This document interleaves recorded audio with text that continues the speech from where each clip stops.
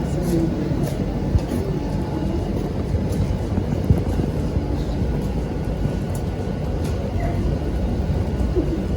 Dan menurut kalian korupsi dan nafsa itu seperti apa? Kalau korupsi ini adalah tindakan penyalahgunaan kekuasaan atau posisi mendapatkan keuntungan pribadi secara tidak sah, seperti penggelapan dana dan suap menyuap. Sedangkan nafsa itu adalah zat adiktif, psikotropika dan narkotika yang merujuk pada zat-zat yang menyebabkan ketergantungan dan dampak negatif pada kesehatan mental dan fisik seseorang. Tadi kan pengertian korupsi dan nafsa ya? Kalau ciri-ciri korupsi dan nafsa itu apa sih?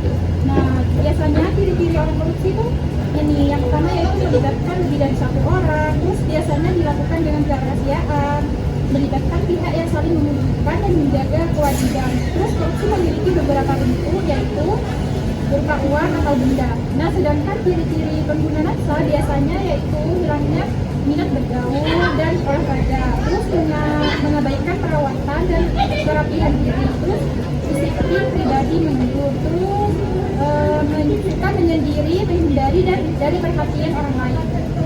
Terakhir yaitu cepat tersinggung dan cepat marah.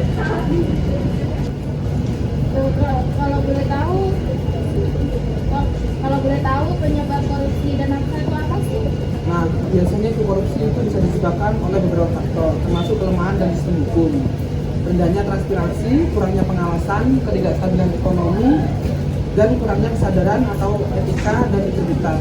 Selain itu, faktor budaya, politik, sosial juga dapat mempengaruhi tingkat korupsi dalam suatu masyarakat.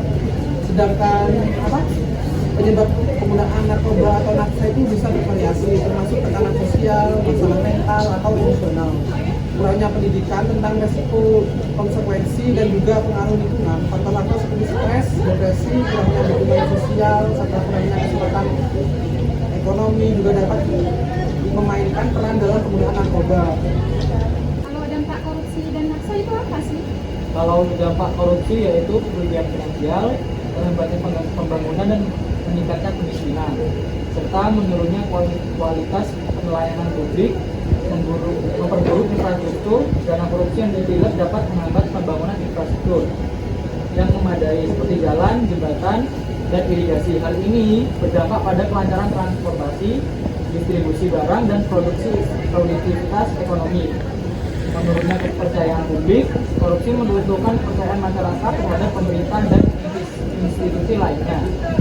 Kalau dampak nafsa yaitu masalah kesehatan, seperti penggunaan nafsa merusak kesehatan fisik mental penggunanya. Hal ini menyebabkan meningkatnya biaya kesehatan dan beban pada rumah sakit. Yang kedua, masalah sosial. Nafsa dapat menyebabkan hancurnya hubungan keluarga, suatu sekolah, dan meningkatnya kriminalitas.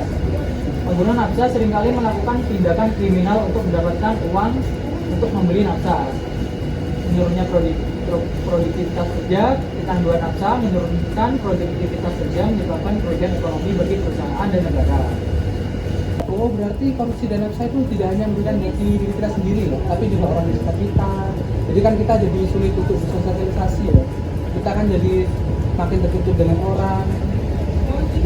Betul, makanya kita harus menjauhi yang namanya narkotika dan nafsa agar kita tidak melakukan hal-hal yang kita tidak inginkan seperti tadi yang kita jelaskan.